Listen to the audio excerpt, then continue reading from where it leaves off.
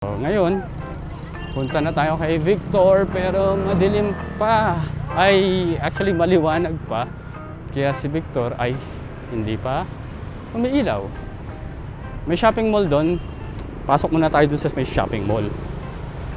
Tapos, pag medyo madilim, nalabas tayo para makita natin si Victor na may ilaw.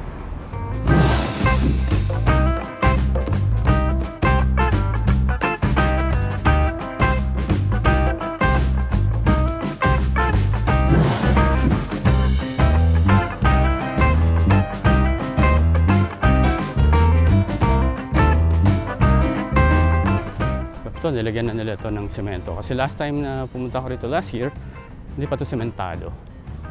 Alam mo, ang laki ng field na ito. Hindi ko alam kung anong balak nila rito. Ayun, yung soccer field.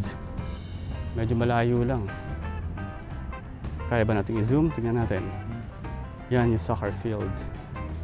Okay, zoom up. Tapos ayun yung Makati. Kalimutan ko na kung anong pangalan ng lugar na yan.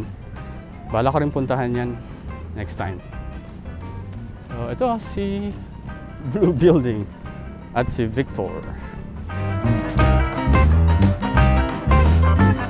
Hindi ko alam kung anong oras nila bubuksan yan.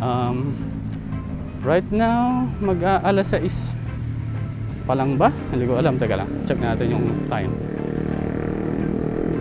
Anong oras na ba? 5:30 pa lang, kaya pala, so baka alas 6 nila buksan yan. So punta muna tayo dun sa mall.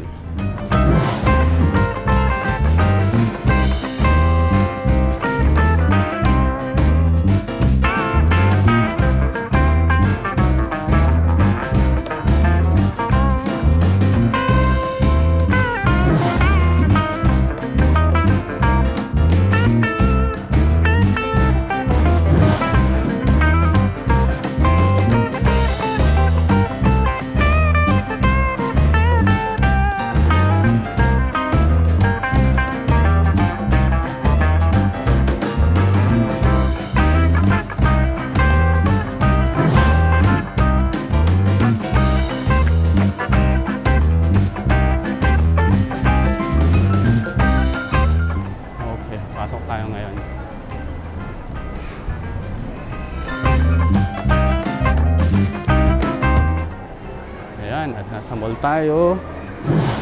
Meron dito malaking Christmas tree at maliit na Christmas tree. Ayan. At ito yung malaking Christmas tree. Wala masyadong tao, no? So baka hindi pa masyadong kilala tong mall na to, or medyo malayo kasi sa lakaran or sa highway na meron mga jeep, ganun. So ito po ang giant Christmas tree until kind of third level.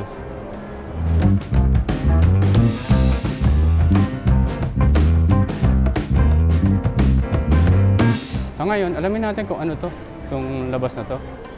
Baka pwedeng itong puntahan. Kung gusto mong pumunta sa Mercato, galing ka dito sa side na to. Okay, let's see. Ang bango ng amoy ah.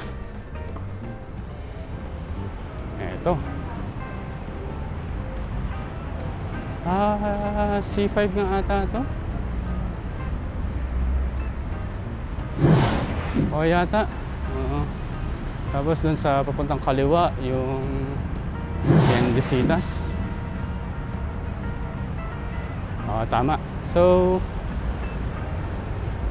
I guess, hindi ko masyado alam yung sakayan papunta rito eh.